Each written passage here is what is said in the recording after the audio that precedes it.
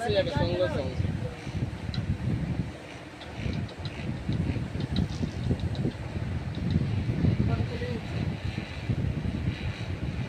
বড় লোকেদের কি এমনি খরচা হয় তো? তাদের বউদেরকে কি এমনি অত লাল টুসটুসে দেখতে থাকে? কামা ভালো করে, নাহলে তোর বউ তো লাল টুসটুসে থাকবে না, বুঝলি? আমার তো এত বয়স হয়েছে, 60 বছর। চিপ চিপ করে হাসি পুরো।